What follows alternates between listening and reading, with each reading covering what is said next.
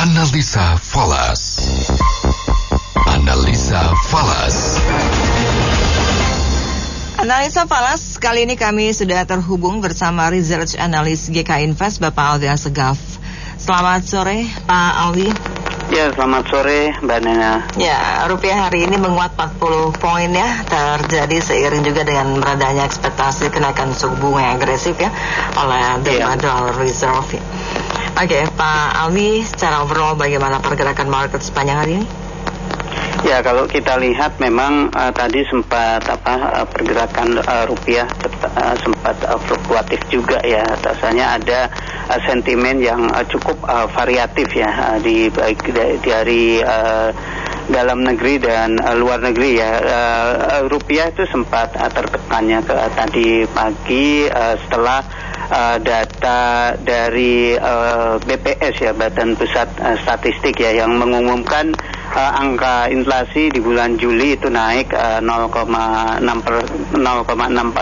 ya secara bulanan ya, dari bulan sebelumnya 0,61% ya. Ini di luar perkiraan, dan secara tahunan itu laju inflasi melesat ya ke level 4,94% ya, dan ini menjadi level tertinggi sejak Oktober 2015 ya, atau 7 tahun yang lalu. Dan kenaikan inflasi ini dipicu oleh meningkatnya beberapa harga kebutuhan pokok yang seperti cabai merah, kemudian juga tarif angkutan udara, dan beberapa komoditas lainnya seperti bawang merah, cabai rawit ya, serta bahan bakar rumah tangga termasuk tarif listrik ya.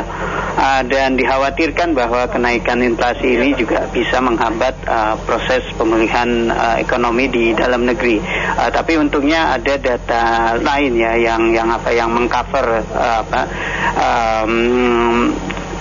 dari data inflasi ini, yaitu solidnya dari data PMI ya. S&P Global Indonesia telah merilis ya data PMI Index ya di bulan Juni yang naik 51,3% ya, dari 50,2% ya. Ini menjadi level tertinggi sejak April. Nah, kemudian juga ini yang jadi pendorong sentimen positif buat rupiah adalah berkurangnya ekspektasi kenaikan suku bunga The Fed ya, karena seperti yang kita ketahui bersama bahwa The Fed sudah menggelar rapatnya dan mengumumkan kenaikan suku bunga sebesar 75 basis poin, dan ini meredakan kekhawatiran pasar mengenai kenaikan suku bunga yang lebih agresif ya, yaitu sebesar 100 basis poin ya. Dan arah kenaikan suku bunga ke depan juga itu menjadi melambat ya. Artinya yang tadinya pasar memperkirakan akan terjadi kenaikan lagi suku bunga sebesar 75 basis poin di bulan September, tapi ekspektasi tersebut kini mulai meredup atau mengendur ya, dan pasar berjangka saat ini telah memperkirakan peluang kenaikan suku bunga sebesar 72% ya, dari kenaikan 50 basis poin pada kebijakan bulan September, dan hanya probabilitas sebesar 28% ya dari kenaikan suku bunga sebesar 75 basis poin. Nah, ini yang sentimen ya dari data PMI dan berkurangnya ekspektasi kenaikan suku bunga The Fed yang agresif ini mampu menutupi tadi data inflasi yang dirilis lebih panas dari perkiraan. Ya, kalau kita bicara pasar uang, memang satu dan lain negara itu sangat connected ya Pak ya. Dan kalau tadi Anda katakan sebetulnya sudah nothing to worry about ketika kita bicara agresivitas dari The Fed itu sudah tidak terjadi, tapi ada juga negara lain seperti China yang juga punya pengaruh ya terhadap perkembangan dunia, dan kita lihat China sendiri sekarang sedang slow down, bahkan kontraksi ekonominya ya, sektor manufakturnya di sana juga mengalami kontraksi. Apakah ini juga nanti akan memiliki imbas terhadap beberapa mata uang termasuk rupiah?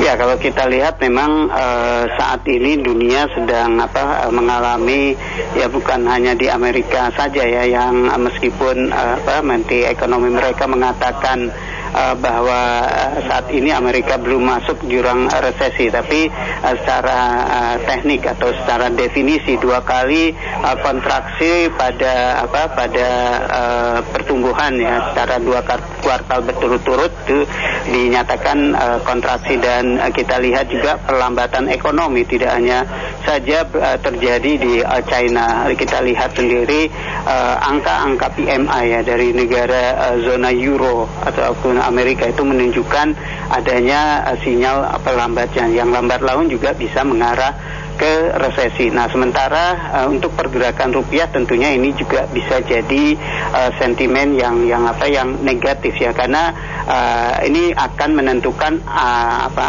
arus dana yang mengalir, apakah risk off atau risk on. Nah, kalau misalnya potensi resesi itu kecenderungan bahwa investor modenya akan risk off, dan ini tentunya bisa menjadi pemberat buat rupiah yang notabene itu berkorelasi dengan aset-aset beresiko gitu.